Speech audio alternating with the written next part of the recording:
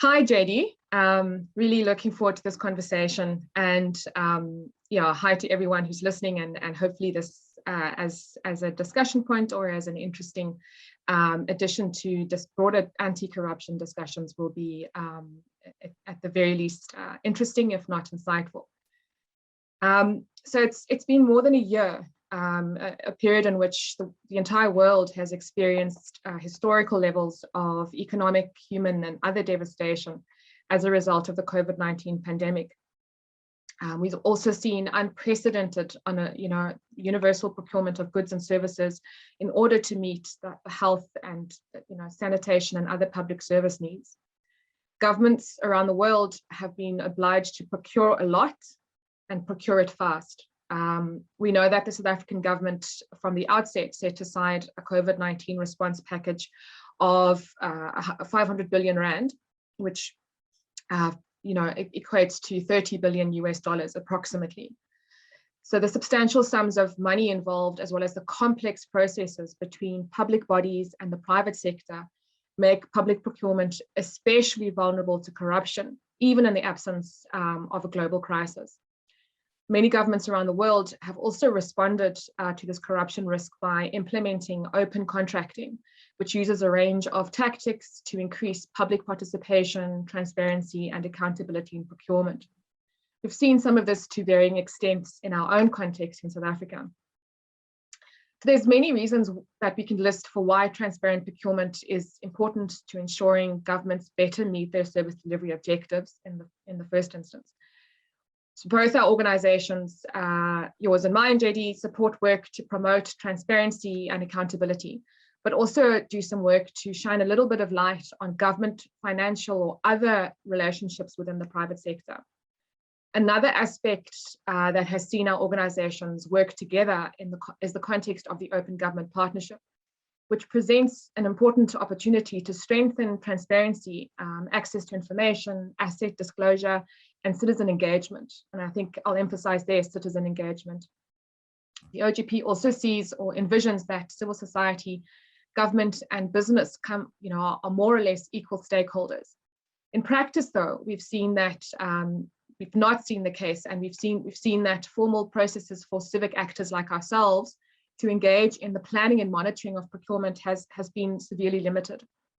So Open Up, where you're from, JD, and the Public Service Accountability Monitor piloted a little tool that we hoped would at least give us a picture of pandemic contract information, especially in what we saw as an absence of detailed, regular data from departments themselves. Okay, so JD, yeah, you and I have worked on different civic projects together, the most recent being Keep the Receipts, which is an online tool that was developed to track goods and services ordered by national and provincial departments, as well as public entities in response to COVID-19. So before we get into the tool itself, maybe just an opportunity to kind of reflect from your end, what went into developing Keep the Receipts, and was there anything in the process that was surprising to you? Yeah, and I think you mentioned just very urgently a lot of things had to be procured, had to be purchased by government. Goods and services like sanitation, like protective equipment, and so on. Mm-hmm. Now, procurement regulations exist to ensure that public procurement, the government ordering goods and services, provides value for money, as opposed to people profiting from a disaster, or just from government doing its job, or profiting more than they ought to, just because they have a relationship with someone. So it also tries to ensure that it is fair, that every business has the same opportunity to provide those services, to get those contracts, as opposed to a certain group of connected individuals profiting out of proportion. Yeah. And then to ensure quality towards good service delivery. Yeah. Now, in such an emergency,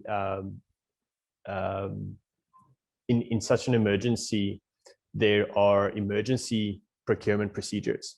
that allows for more flexibility to be able to very urgently make the purchases that are needed to deal with that emergency, which is fantastic that that's in place. The thing is that in that situation, public oversight is so much more important. Now, public oversight is fundamental to procurement in general, but especially for emergency procurement, we need to be able to look closely because the normal procedures have not been followed. So that is why we thought that this would be a really important thing to tackle, to look at the information that the government is publishing. And there was limited information for a while. Of course, it takes time to figure out how you're going to release information like this when it is such an unusual thing. And unfortunately, you don't have complete transparency in place already. But luckily, the need was recognized that additional scrutiny will be necessary. So we looked at the information that was available, and I think I can do a very quick demonstration of just what we had access to. So this is the tool that we'll get to in a moment. But initially, the Office of the Chief Procurement Officer created 2 pages, one for provincial departments publishing their procurement information, and one for national departments publishing their procurement information. And if we have a quick look at a couple of these examples, sure, you've got tables in nice, quite readable PDFs that you can go in and look for information by department and see who's procuring what.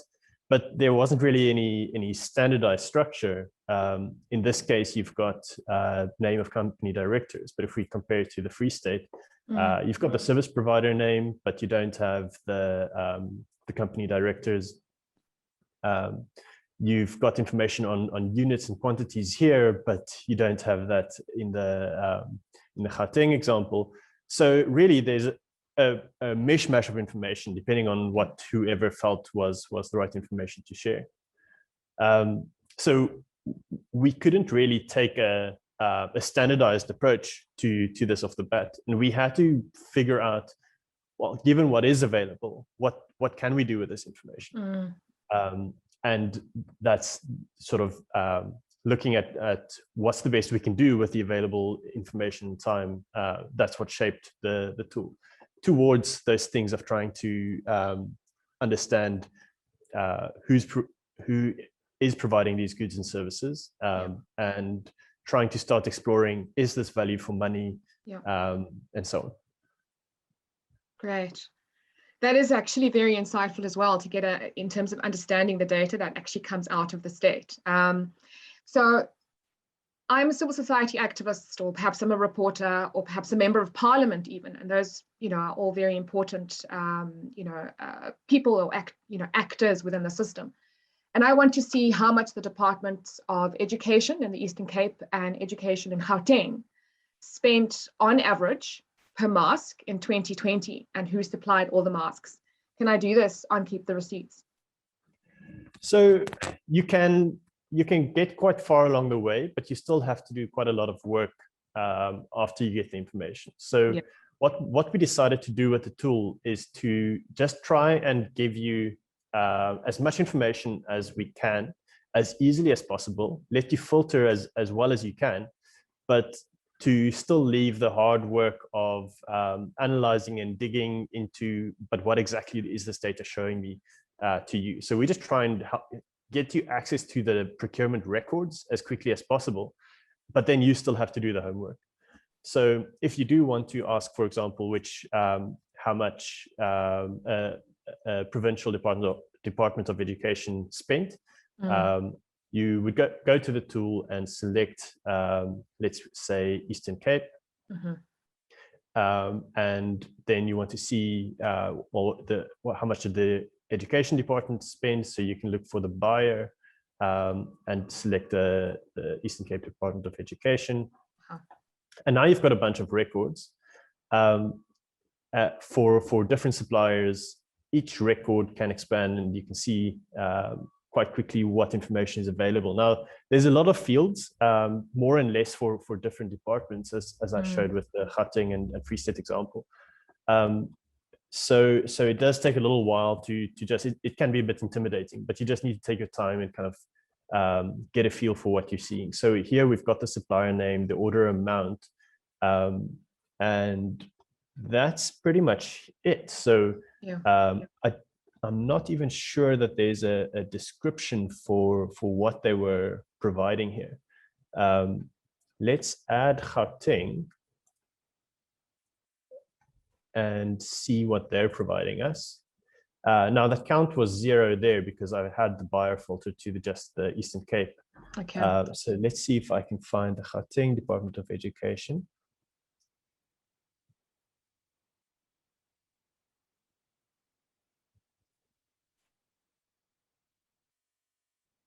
I think it only had about 10 records. There we go. And let's see, so the supplier is blank for a couple, but let's see if we have, here's a description. So here we can see cleaning, hygiene, service equipment.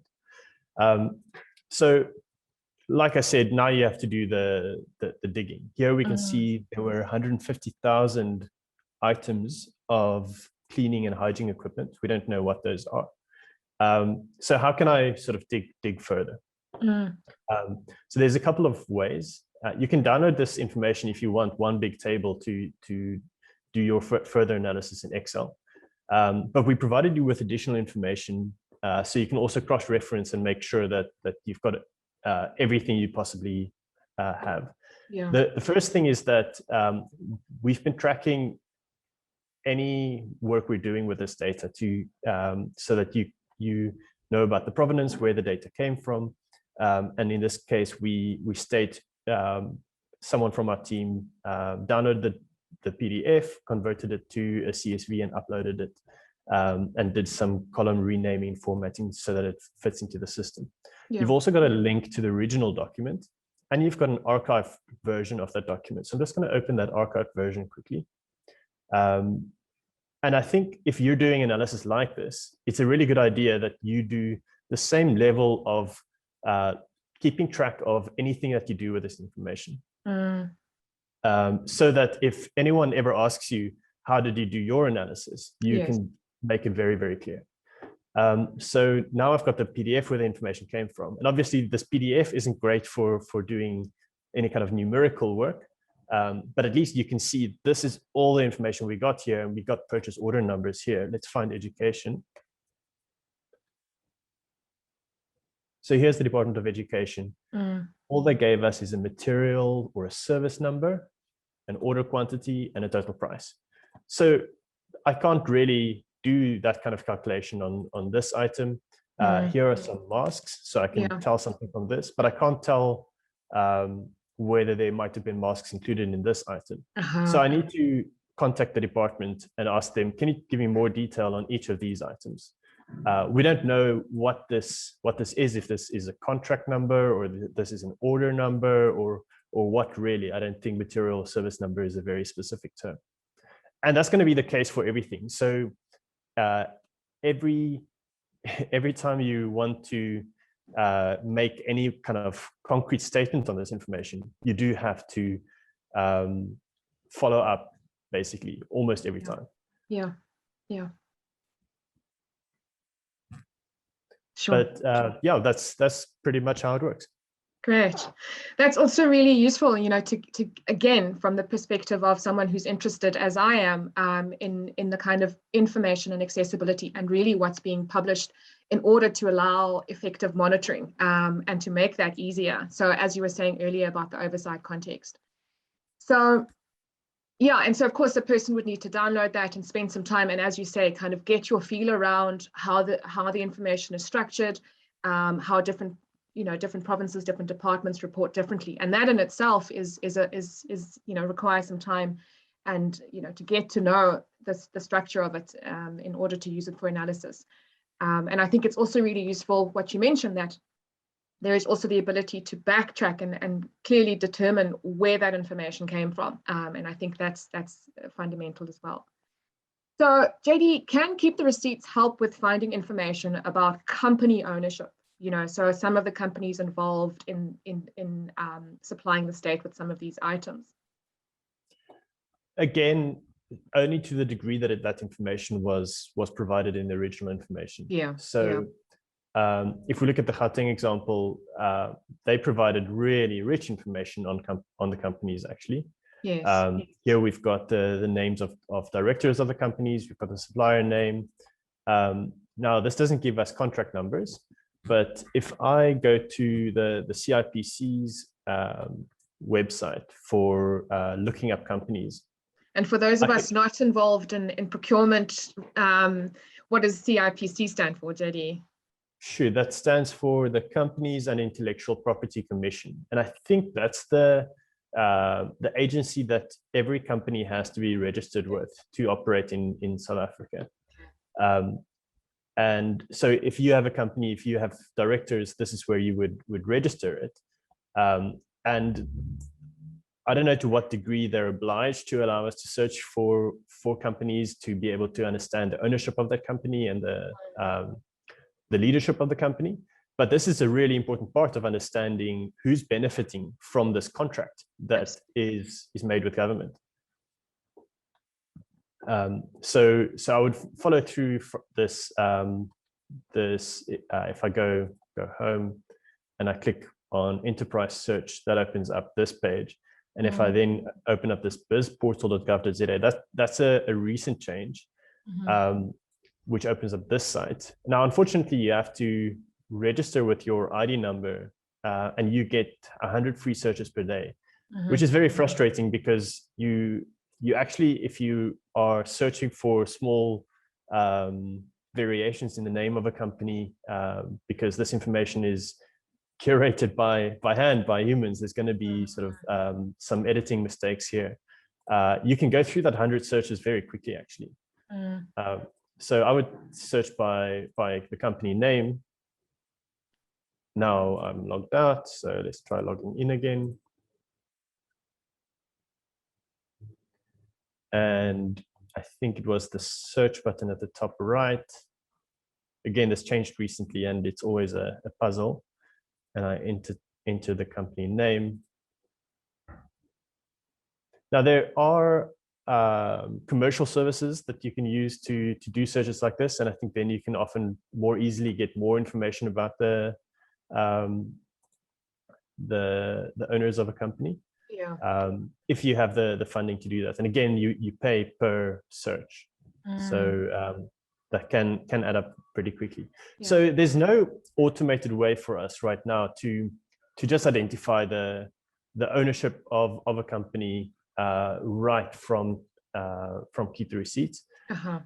Treasury does maintain some information on as far as they can. As far as the information available to them allows them to connect people who work in government and have some ownership in a business that does business with the state.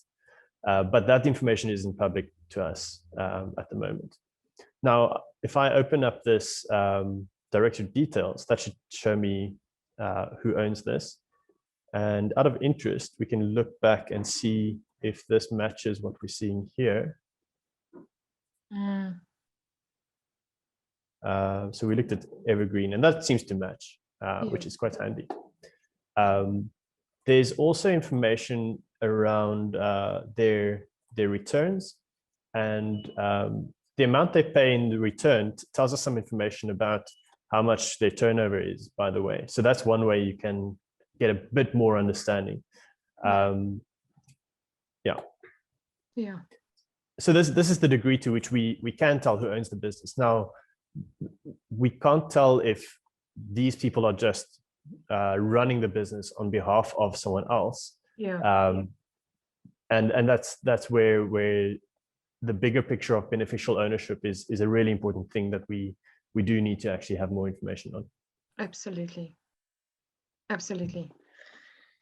Yeah, and I mean, I think that is actually also a really valuable indicator that we found in doing this work, is that, the case for beneficial ownership transparency is deeper now. We only have to take a look at what's happening in the media context and so on to understand this, especially from the context of oversight and monitoring. So yeah, JD, is there any other kind of information that, again, a civic actor, civil society activist, a researcher, a journalist can get from Keep the Receipts, in addition to what you've listed so far? I think the way to see everything that you can, we try to document how our process of how to capture the information, and that should show you the range of different fields that might possibly be there. But I think if you go to the tool and you download this, you click on this download button to get all the matching records for a particular search, or just as much as you can. And I think if you don't have any filters, it times out at the moment. But if you add just like a filter by province to kind of make the download a little bit smaller, it should go through. And then you only have to do 2 or 3 downloads to get everything. And you can open that in Excel and just scroll down and see what's available. So there's going to be a lot of things that are blank most of the time, but there will be some data that has, for example, something on invoice amount or payment amount. And this also gives you an idea of, like, just from to the depths that we kind of unpack this information, what the different kinds of amounts are, which tells you a bit about the limitations of what you can say about this data. So it wasn't always clear whether it was an order amount or an invoice amount or a payment amount or cost per unit. And since the units weren't always provided, even though you have cost per unit data, you can't always figure out the total and things like that. So, so you can't really tell anything en masse from this data. And that's very, very frustrating in terms of trying to do analysis efficiently. But it doesn't mean that this information is useless. It just means that you still have to do a lot of homework yourself. So, and I think that's something where we definitely want higher quality information. We definitely want this information to be available all the time, but we shouldn't wait until the information is perfect before that gets published. I think that's a really important thing to take away from this, that we're able to do something valuable from this data if someone wants it badly enough. So I think that's the easiest way to just see the wealth of information we have here, and to look back. And there's a tool that could be really helpful to keep track on this kind of thing, that I do want to show. There's this website watcher. If you want to, and this has been used by people interested in procurement, to keep on top of any information that is being shared on procurement. So if there's a website like a provincial department's tenders and awards pages, this can keep an eye on when there are changes. So you can see when there's been a new tender advertised, when there's been a new award. So you can quickly look at it and perform the kind of oversight that you want to do for that particular sector. So this is very, very powerful because you can do very custom searches and have a bunch of keywords and so on. Wow, fantastic. That is really, really helpful, especially given our knowledge, and our experiences in terms of, government websites and related portals kind of being up and down. And I think, so that's quite a useful resource on that front. So, again, Open Up and the PSAM have, in our work together, a shared interest in really bolstering overall accountability in the longer term, a context in which the state, building a space in which government has robust, transparent, and effective open contract and open budget tools, not just for their own sake, but really for the bottom line and the areas that we care about. So just ending off, I know you've already touched on some of the aspects of don't wait until it's perfect. And I think that's a really important message to government as well. What do you see, JD, as the role of civil society actors like yourself in achieving this, or helping to achieve this context, and strengthening the bigger picture and the longer term picture? Yeah, the immediate thing that we can do is just to help with access to information that's already available. There is some information available that I think just isn't getting utilized as well as it could. I think we did a great job of taking information that is really like spread over a whole bunch of documents that aren't easy to search, and just made it a little bit easier to jump to the needle in the haystack that that can support a particular investigation. But then beyond that, I think we also want to demonstrate that it's possible to do good stuff with what's already being available, with the data collection processes that government already employs. That information doesn't have to sit in a silo at government and not see the light of day. We need to be performing oversight. I think it's very hard to have trust in the government if we don't have eyes on the information. At the same time, if there are concerns about how information might be used, we also want to help communicate the limitations of what you can do with certain information, and so that people don't misrepresent what's happening in government based on misunderstanding the information. And then we want to demonstrate what could be done with if you had higher quality information, to motivate for putting those improved data collection processes in place, which take months and years to put in place. But I think we can always be improving while doing the best that we can with the information that's already available, rather than waiting for this utopia of perfect information that we'll never reach. Yeah, absolutely. And I think exactly in this instance, sometimes it is about those early warning signs wherever possible and however possible, in the context of procurement, whether it is emergency or just normal context procurement. So yeah, transparency is key. Thank you so much, JD. I think, certainly from my perspective, in working on Keep the Receipts, I've learned quite a lot. And I think there are some really encouraging signs, and I think over the next few months, over the next few years, especially in the context of, the kind of procurement reform space, it seems to me that we've got a really good momentum that's building in the context of civil society on the one hand, but also it does seem that there are glimmers of commitment coming from the side of the South African government, and perhaps some of these changes we will begin to see in due course. But yeah, is there anything else that you just, as a parting shot that you'd like to add? I think something that I think is just worth having more eyes on is the challenge of when good data is being collected, but there's serious fear almost in government from publishing it. There's shortly after this information was published, there was a memo by Treasury to get this to standardize the data collection in Excel format rather than PDFs. And we understand PDFs can be signed off and scanned, and that's great because someone has put their signature on it.